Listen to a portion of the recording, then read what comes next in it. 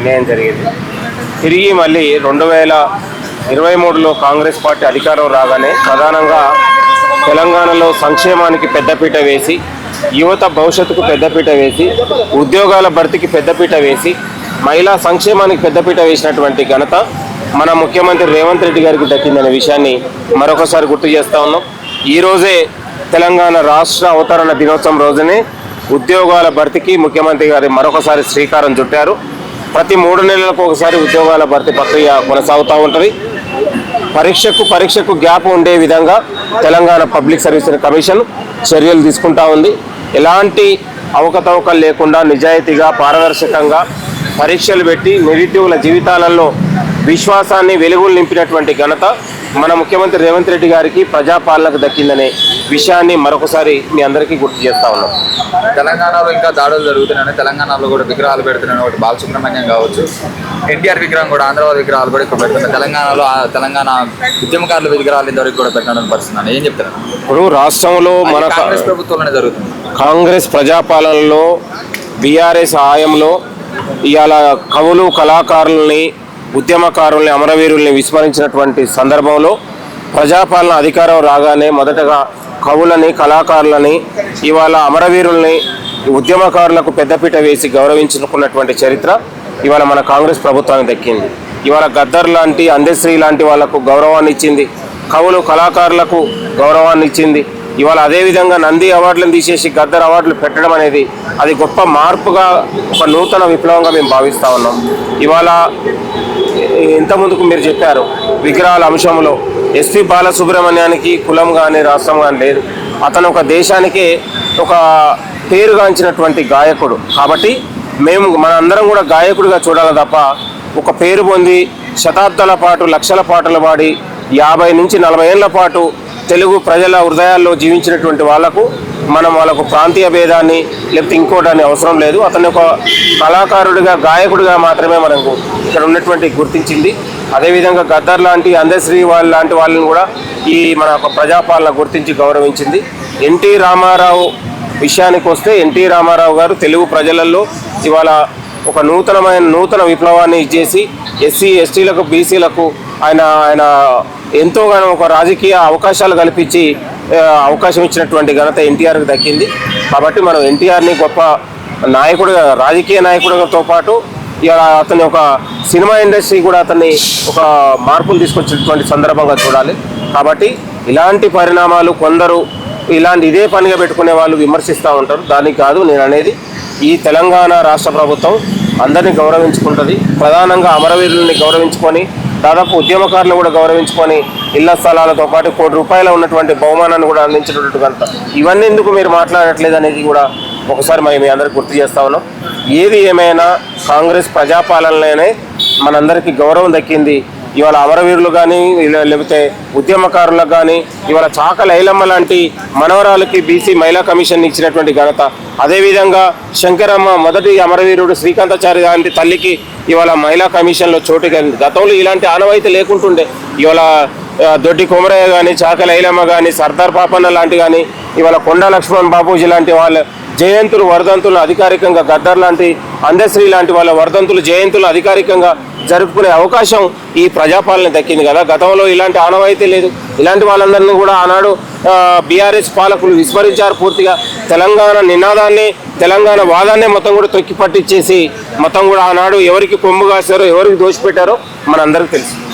తెలంగాణ వచ్చి 12 సంవత్సరాలు అయినా కూడా ఆంధ్ర పెత్తనమే నడుస్తుంది, ముఖ్యంగా ఎల్లో కాంగ్రెస్ నడుస్తుంది అంటారు. ఇవన్నీ మాట్లాడే సన్యాసులు కొంతమంది ఇదే పనిగా చేస్తూ ఉన్నారు. తెలంగాణ హక్కుల కోసం, ఆకాంక్షల కోసం ఏదైతే మనం దగాపడ్డామో, ఏదైతే మనం విస్మరించుకున్నామో దాని పునర్నిర్మాణంగా తెలంగాణ జరుగుతూ ఉంది.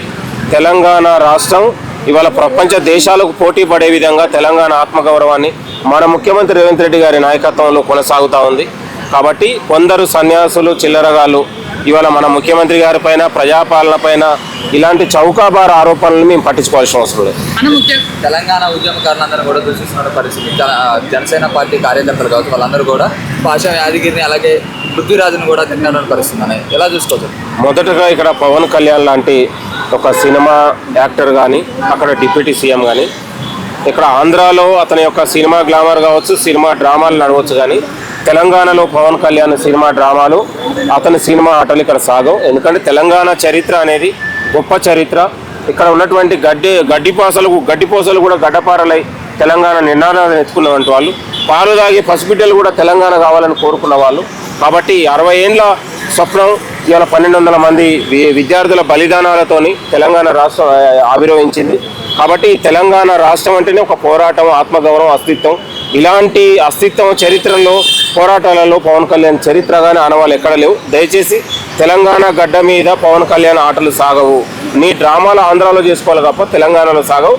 అది ఎవరి మీద నువ్వు విస్మరించినా, ఎవరి మీద దాడి చేసినా దాన్ని మేము తీవ్రంగా ఖండిస్తా ఉన్నాం. తెలంగాణ రాష్ట్రం అనేది ఇవాళ తెలంగాణ రాష్ట్రాన్ని వ్యతిరేకించిన వాడివి, తెలంగాణ రాష్ట్రం వద్దని 11 రోజులు నిరాహార దీక్ష చేసిన వాడివి ఇంకా సిగ్గుండాలి. తెలంగాణ గడ్డ మీద నీ రాజకీయాలు, నీ నవనిర్మాణాలు ఆంధ్రాలో చేసుకోవాలి, లేకపోతే మోడీ దగ్గర, అమిత్ షా దగ్గర చేసుకోవాలి తప్ప తెలంగాణలో నడవు అని మరొకసారి గుర్తు చేస్తా ఉన్నాం. మీరు రావచ్చు, సినిమాలు తీసుకోవచ్చు, పోవచ్చు, మీ ఫామ్ హౌస్కి రావచ్చు, మీ ఇళ్ళకు రావచ్చు, కానీ ఎక్కడ కూడా మేము అడ్డు చెప్పట్లేదు. కానీ ఇక్కడ రాజకీయం చేసి కుట్రలు చేస్తాం, చిచ్చులు పెడతాం, ప్రజల మధ్య విద్వేషాలు సృష్టిస్తామంటే ఖబర్దార్ బిడ్డ, తరిమి కొడతారు తెలంగాణ యువత అనే విషయాన్ని మరొకసారి పవన్ కళ్యాణ్కు హెచ్చరిస్తా ఉన్నాం. ఇది సరైన పద్ధతి కాదు. పచ్చని తెలంగాణలో ఇవాళ సంక్షేమ పథకాలతోని, పచ్చని తెలంగాణలో ముఖ్యమంత్రి రేవంత్ రెడ్డి గారి నాయకత్వంలో ప్రపంచ దేశాలకు పోటీ పడే విధంగా తెలంగాణ రాష్ట్రం ముందుకెళ్తా ఉంటే, ఇలాంటి రాష్ట్రంలో ఇవాళ బీజేపీ పార్టీ పవన్ కళ్యాణ్ భుజాల మీద తుపాకీ పెట్టి కాలుస్తాం, మేము పవన్ కళ్యాణ్ ఎక్స్పోజ్ చేస్తాం, వీడ నవనిర్మాణం చేస్తాం అంటే నీ ఆటలు సాగవు బిడ్డ. మరొకసారి పునరాలోచించుకోవాలి. తెలంగాణ ప్రజల మీద కానీ, తెలంగాణ చరిత్ర మీద కానీ, తెలంగాణ రాష్ట్రం మీద నీ మాటలు, నీ వాక్యాలు ఉపసంహరించుకొని ఇక్కడ మేధావుల మీద, కవులు, కళాకారుల మీద ఎవరి మీద మాట్లాడినా కూడా తెలంగాణ సమాజం ఊరుకోదని హెచ్చరిస్తాం. సభ కేవలం తెలంగాణ ప్రభుత్వం భయపడే సభను క్యాన్సిల్ చేసిందని చెప్పి వాళ్ళు చెప్తున్నారు. ఇవాళ తెలంగాణ రాష్ట్ర ఆవిర్భావ దినోత్సవం అండి. తెలంగాణ రాష్ట్రానికి ఒక పండుగ రోజు. ఇవాళ తెలంగాణ రాష్ట్రం అంటే ఆత్మ అమరవీరులు త్యాగాలు చేసి 60 ఏళ్ళు మన తెలంగాణ తాతలు, తండ్రులు తెలంగాణ రాష్ట్రం కోసం మనం పరితపించిన వాళ్ళం. ఇవాళ తెలంగాణ దేశానికి ఇవాళ ఆగస్టు 15 ఎట్లా స్వాతంత్రం వచ్చిందో మనందరికీ ఇవాళ జూన్ 2, 2010 తెలంగాణ రాష్ట్రం ఆవిర్భవించిన రోజు. తెలంగాణ ప్రజలందరూ కూడా ఇలా అమరవీరులను కొలుచుకుంటారు.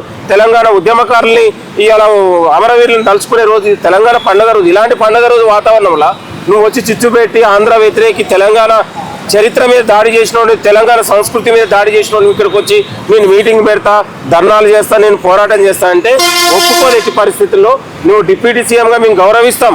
కానీ తెలంగాణ రాష్ట్రం మీద వచ్చి నువ్వు రాజకీయం చేసి ప్రజల మధ్య విద్వేషాలు సృష్టించి ఇక్కడ రాజకీయం చేస్తామంటే ముమ్మాటికి అడ్డుకుంటాం. ఖచ్చితంగా ఇది సరైన పద్ధతి కాదని కూడా పవన్ కళ్యాణ్కి హెచ్చరిస్తాం. అన్న మూసీ సుందరీకరణ, చెరువులు మంచి చేయాలని చెప్పేసి రేవంత్ రెడ్డి ముందుకు పోతున్నాడు. కోడి చెరువు అని చెప్పేసి పవన్ కళ్యాణ్ కబ్జా చేయడం మేమందరం బయట పెట్టి దాన్ని ఎట్లా చూస్తారు? మరి రేవంత్ రెడ్డి దీనిపైన ఏమైనా రియాక్ట్ అవుతారా? నేను అనేది హైడ్రాకు ఎక్కడ కూడా కులం, ప్రాంతం, మతం లేదు. హైడ్రా అనేది నిష్పక్షపాతంగా, నిజాయితీగా నడుస్తూ ఉంది. ప్రభుత్వం కూడా ఏ ప్రభుత్వ ఆస్తుల్ని ఎక్కడ కూడా విధ్వంసమైన ప్రభుత్వం ఖచ్చితంగా చర్యలు తీసుకుంటా ఉంది. దాదాపు ఇప్పటికే 1000 ఎకరాలను హైడ్రా స్వాధీనం చేసుకొని లేకులు, కుంటల్ని కాపాడుతూ ఉంది. కాబట్టి ప్రభుత్వ ఆస్తుల్ని ఎవరు విధ్వంసం చేసినా, ఎవరు ఆక్రమించుకున్నా ఉపేక్షించేది లేదు. హైడ్రా పని హైడ్రా చేస్తుంది. ప్రభుత్వం దృష్టికి వస్తే మాత్రం ఖచ్చితంగా చర్యలు ఉంటే దాని మీద ఎలాంటి ఉపేక్షించారు. Thank you.